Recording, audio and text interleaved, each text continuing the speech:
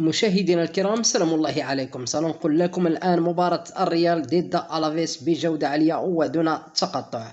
ابقوا معنا، لا تذهبوا بعيدا. سيبدأ البث المباشر بعد لحظات قليلة من الآن، لكن قبل البدء لا تنسوا الاشتراك في القناة ولايك للفيديو ليبدأ البث المباشر بجودة عالية ودون تقطع. سيبدأ البث المباشر بعد لحظات قليلة من الآن للمباراة التي ينتظرها الكثير، والتي يحل فيها نادي ريال مدريد ضيفا ثقيلا على نظيره ألافيس ضمن منافسة الجولة 18 من الدوري الإسباني. من المقرر أن يتم نقل المباراة عبر قنوات بين سبور، الناقل الحصري في دول الشرق الأوسط وشمال إفريقيا.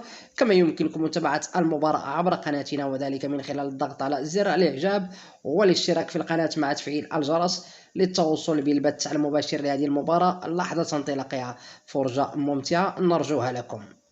يحل نادي ريال مدريد ضيفا ثقيلا على ديبورتيفو ألافيس مساء اليوم الخميس 21 ديسمبر 2023 في مواجهة قوية ضمن منافسة الجولة 18 من الدوري الممتاز الإسباني. وتعتبر مباراة ريال مدريد اليوم ضد ديبورتيفو ألافيس هي آخر مباريات النادي الملكي في هذا العام الميلادي 2023، حيث تتوقف المنافسات الرابطة الإسبانية لكرة القدم بسبب فترة الأعياد، قبل أن تعود منتصف يناير القادم بنفس جديد قوام الصراع على اللقب. ومن المنتظر أن يتم نقل المباراة عبر شبكة بين سبور، الناقل الحصري في منطقة الشرق الأوسط وشمال إفريقيا. وتبث مباراة ريال مدريد وديبورتيفو ألافيس عبر قنوات بين سبور انطلاقا من الساعة 11:30 بتوقيت الإمارات العربية وسلطنة عمان، 10:30 بتوقيت السعودية،